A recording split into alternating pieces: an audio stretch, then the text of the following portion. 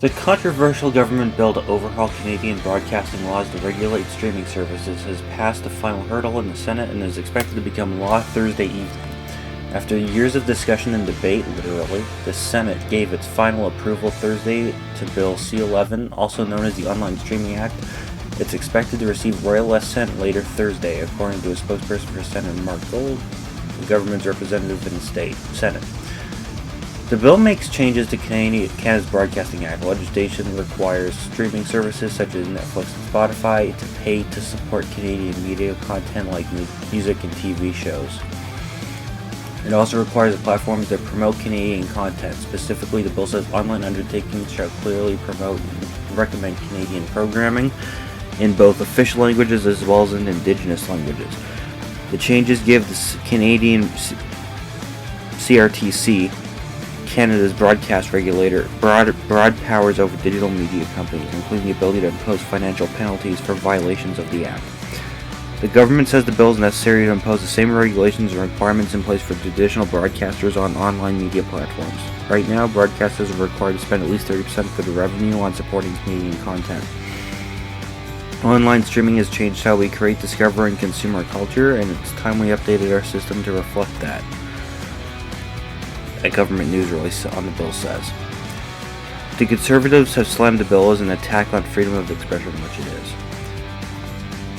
Under this archaic system of censorship, government gatekeepers will now have the power to control which videos, posts, and other content Canadians can see online, according to the Conservatives, which I might actually go to the link for because that's a very good point.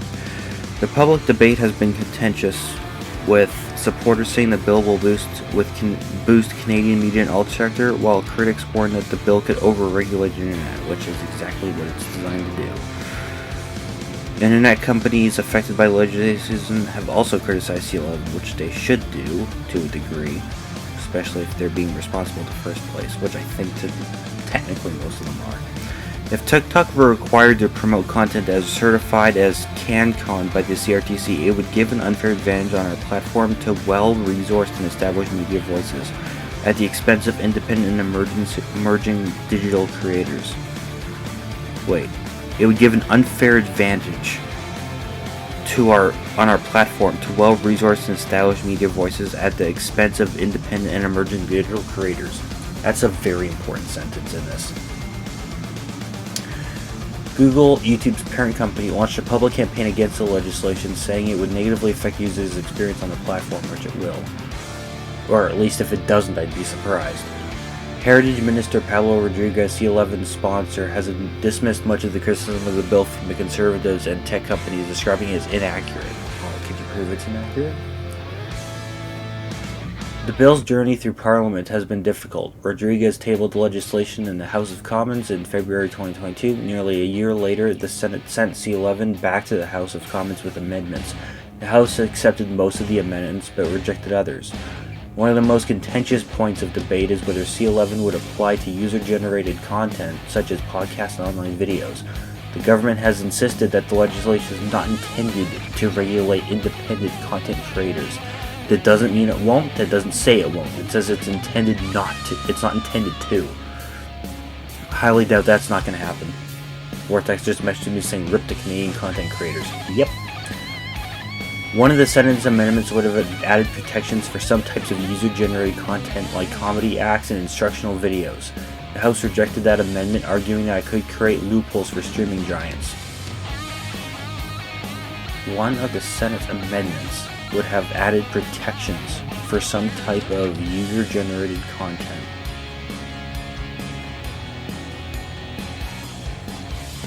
That's a decent point. That's actually a vote for the House, in my opinion. That makes sense to block that. I would have blocked that too, because that is a loophole, especially with the way that these companies work. If they can do it, they will. The House sent the bill back to the Senate, and after days of further debate, C-11 received formal approval from the upper chamber on Thursday. The government put forward a similar version of the bill in 2020, but it died when Parliament was dissolved in August 2021. Bill's effects in practice still a mystery. The bill's broad language means it's unclear what it will do in practice. aspect of legislation the Senate has acknowledged, the amount of language that we have in Canada. For the record, I'm east of Vancouver, and I'm not talking like Alberta or something. I'm east of Vancouver, just straight up. The amount of indigenous language that we have, let alone the fact that there aren't characters for some of it on keyboards or technology, even customized ones. And I've been to an indigenous university before, for a bit. There are people that cannot type the language because it does not exist digitally. And most of the languages don't exist in some digital format, and others are straight up impossible for most people to make out or recognize. So, like, I'm going to say this, and put a grain of salt with it, because I don't know how well I'm going to be able to play this, because I have a cluster headache right now.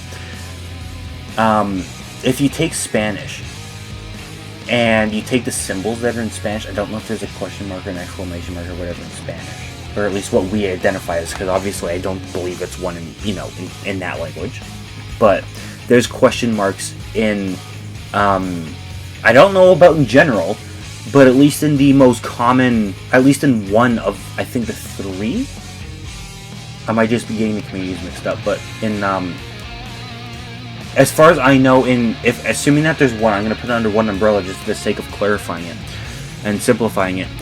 There is at least a question mark in the language, if not an exclamation mark or something as well. There's the birdie things for like what number greater than or whatever, like the math birdie symbol. There's that, which I do believe is in Spanish. For above letters and stuff, like an up to down one, like it's an arrow that points up or down, but it doesn't have the stick on it. There's a bunch of that. How the hell do you program that? Especially when you consider, and I learned this recently, I don't know how true it is, because I can't remember the source even, I don't think I researched it afterwards, but a lot of, if not all, closed captioning programming is done manually.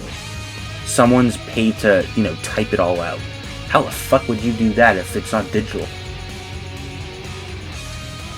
Like, even whether I was for or against it, or if you're for or against it, isn't the point. The point is it even possible? Like, what are the resources that would have to be required? You would have to get a new keyboard. Because ours are developed a certain way, no matter what version of the normal keyboard you have, whether it's got the number pad, whether it's got extra keys or whatever, whether you have a mouse that has 11 buttons or 3. Isn't the point. The point is that you have some use for all of them. There are people that probably don't, like, you cannot take away the number row above the main keyboard just because you never use it and you only use the number pad, because then you'd have to get rid of the insert home page up, numlock, / half the math keys, and all of the symbols that come with the number row above the main keyboard. So you can't modify it at all. And the function keys do something. The escape key does something. Custom keyboards, like gaming keyboards like mine, which is a Logitech one, it has, brightness, it has game mode, which I don't use, but, it doesn't do anything. Like, as far as, you can't swap it out to add another button because it's way out of the way. You can't do anything with that. You have, music keys and stuff. I don't know if they work for video or not, but they, it's for iTunes and stuff. You have a volume up, volume down, mute button. But you cannot modify those into a language key because, one, it's part of the fucking language, so you'd want it where your letters are, so you'd have to reprogram the whole keyboard, probably change the enter space to be literally about a third the size, same with the spacebar. Like, you'd have to have a custom keyboard. You'd have to relearn it. Because I know for a fact that there's enough of them that you can't just integrate it. And for the record, I hate miniaturized enter bars or different shaped enter bars. Like, there's nothing wrong with the classic one. I can't actually use ones that aren't like that. I always make typos. So how that would work is beyond me, because you'd have to sort of evolutionize or revolutionize that entire sector for that, as far as I know, as far as I'm concerned. Again, I'm not for or against it, because I am not one of those people. I don't know anything about the languages or whatever aside from what I do know, and half of that I have literally just told you. So I don't have an official opinion on it, other than that's probably going to cause a lot of problems. For example, the bill says Canadian broadcasting should serve the, and this is in quotes, should serve the needs and interests of all Canadians, including Canadians from racialized communities and Canadians from diverse ethno-cultural backgrounds, socio-economic statuses, abilities and disabilities, sexual orientation, gender identities and expressions, and ages. End quote. Why not just say the Canadian people? Or is the bill that controversial that you felt you had to have that entire paragraph in there? Again, the CBC is funded by the federal government, so I'm not exactly, you know, as much as I used to love them, I can't take it. I have to take it with I can mock them as much as I want to because I'm not a liberal. You couldn't pay me to be with the amount of BS they've screwed up in this country. Quote, precisely what this would mean in concrete terms for broadcasters is not known yet. End quote. A Senate page on C-11 reads. Wonder if that's the same C-11 page as above. Another complicating factor is that the bill would give CRTC new powers, but exactly how or even if the CRTC would make use of them cannot be determined through an analysis of the bill alone. So they have no idea what the effect is. The governing agency in Canada over this, over Canada, has no idea what the effect of this bill will have, and yet it passed. That's incompetence by definition, if I think I've ever heard it, from the government, at least. You know, there's line manipulation, there's all of this stuff. But this is just plain incompetence. How in the hell would you have a bill passed that you don't know? And to be fair, I'm not saying the CRTC passed the bill. I'm not saying the CRTC wanted to pass the bill, because I don't know. I know more about the US government, like the back of my hand, than I do about Canada's, but that's because, one, Canada's got ties to Britain, and that just complicates the hell out of it. House of Commons makes no sense to me. And the amount of crap we hear about the US political system, I've memorized it like a book by now. Like, it's self-explanatory for me. I've never been able to get my head around the Canadian politics system, even since, even through school and stuff. I could never get my head around it. But the government is expected to clarify many areas of uncertainty through a policy directive to the CRTC. So yeah, CRTC doesn't have any power over this. They are literally just a governing body. They don't choose anything. A Senate amendment that the House of Commons accepted requires CRTC to hold public consultations on how it will use its new regulatory powers. Well, I'm going to be there, virtually. I don't know what the Senate page reads. Send CA Plus magazine, whatever the fuck that is. The Online Streaming Act in the Senate. And this is outdated because it's outdated because it is the 27th and it's saying last updated April 21st. So that's just for the record, that's for clarification.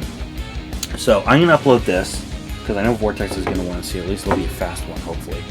And we'll see what happens. But, well, if we thought YouTube was biased, welcome to Canada. The land of these scammers and the government. I don't even wonder why I want